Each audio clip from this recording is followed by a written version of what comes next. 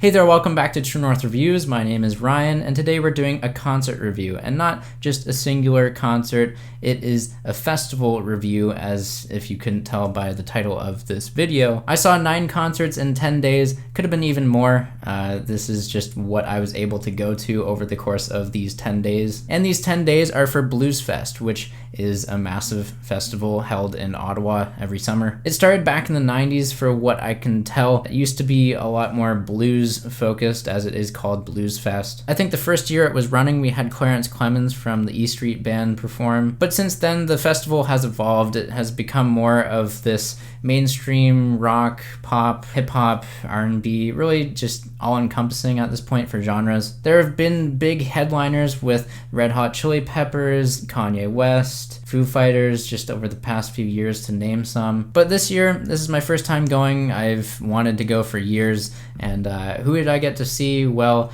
I got to see The Killers, I got to see The Offspring, I got to see Alexisonfire, Glorious Sons, Pup, Eric Church, Jason Isbell and the 400 Unit, and I also saw The Trues. So that's the list. I'm going to just run down what my overall thoughts of each of them are, kind of in a brief way, I guess. I'm going to start off by talking about The Killers, and it's a big enough band name that everyone should know them, and because of that, they had the biggest budget for lighting and stage presence. They were one of the biggest names at the festival, along with Logic and Kygo. I didn't care to see those other 2 artists, but The Killers nailed their performance with a confident stage presence. They had great crowd engagement, even though it was in this massive-sized field with thousands of people. And yes, The Killers, of course, played Mr. Brightside, and everyone went crazy. I wouldn't even say it's their best song, in my opinion. I gotta give that to all the things that I've done. But oh well, crowd-pleasing songs, they sell tickets. What else can I say? For The Killers, it just seems like they're a band that has no fun with playing Mr. Brightside anymore. That's the only other thing I'll add. But overall, it was an electrifying hour-and-a-half long performance.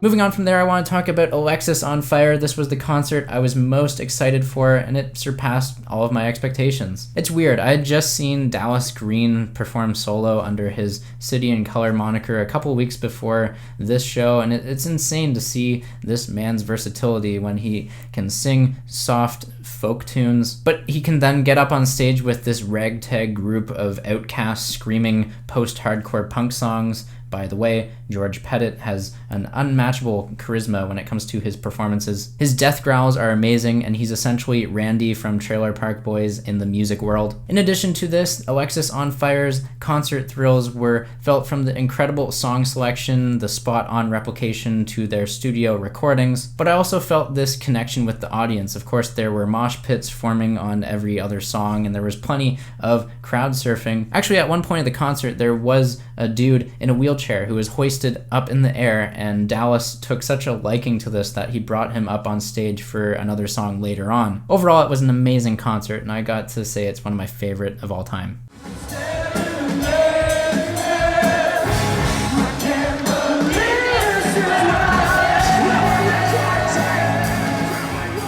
Keeping things similar with the loud and energetic rock music, we have the pop punkers from Toronto. We have Pup, another Canadian group in addition to Alexisonfire. This is a band I fell in love with for their new record, Morbid Stuff, one of the best records of 2019. I will keep saying it until I sound like a broken record. And this concert only enhanced my attraction to this album, by the way. The melodies are infectious, like pop level of catchiness. The vocals are shouted, so they aren't for everyone, but they're for me. They're amazing. They had a 1-hour set that I thought was incredible. They played a bunch of their hits from the new album and introduced me to some of their past hits, even from their debut record in 2014.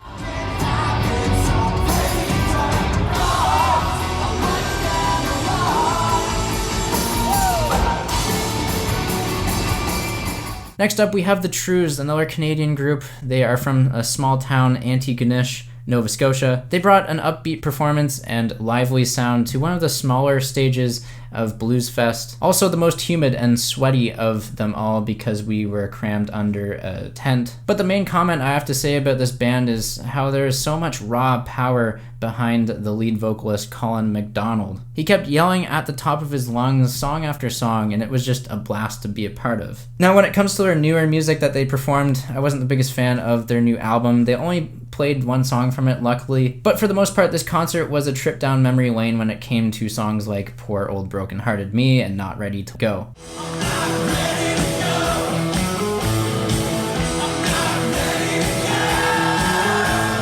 Another nostalgia trip for me came while watching the Sheepdogs. This is the second time I have seen them perform now. Honestly, the most disappointing concert of the bunch that I got to see, but not in the worst way possible. It was just in the way that I heard most of their big songs before, and at the point where I've played them to death over the years. Still, the show had a few surprises up its sleeve. I was thoroughly impressed by the one guitarist of the group and all his solos. I think his name is Jimmy Boskill.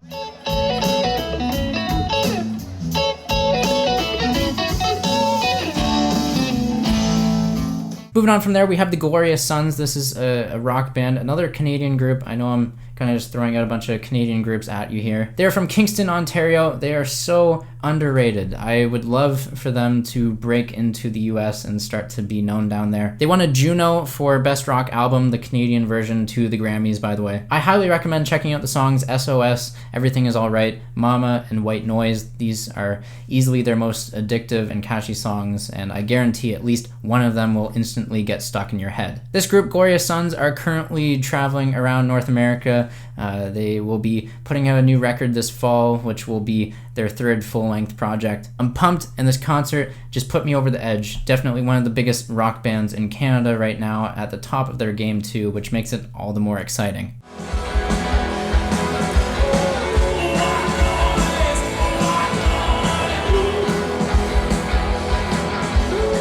Next up, we have the Offspring, and I have to say that Self-Esteem was amazing. Okay, they're known for more than just that. I'm not that basic. Pretty Fly for a white guy, a jam. You're Gonna Go Far Kid, hell yeah. Gone Away as a piano ballad, damn straight. And a new song from an untitled and unselected release date. I feel spoiled. I just felt like the concert, it was just so cool. What made it even better, I just felt like I was connected or united with this different generation of fans. Since the Offspring were bigger back in the 90s, it was just like I was hanging out with a bunch of dads, which I can't complain. It's good music.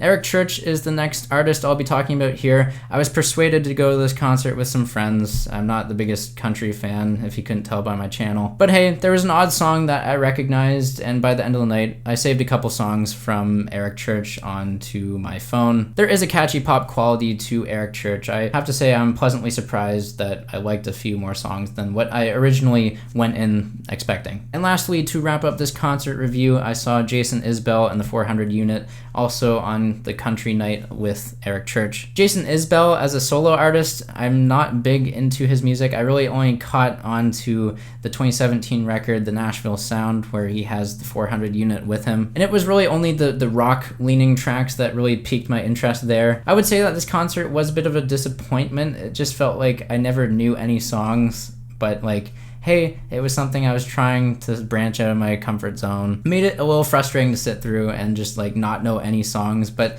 it has encouraged me to go back and listen to the older discography, and like always, that is a positive when a concert can turn you on to new music. And there you have it, there's the 9 concert and 10 days review. Let me know if you enjoy any of these artists. Have you heard of them before?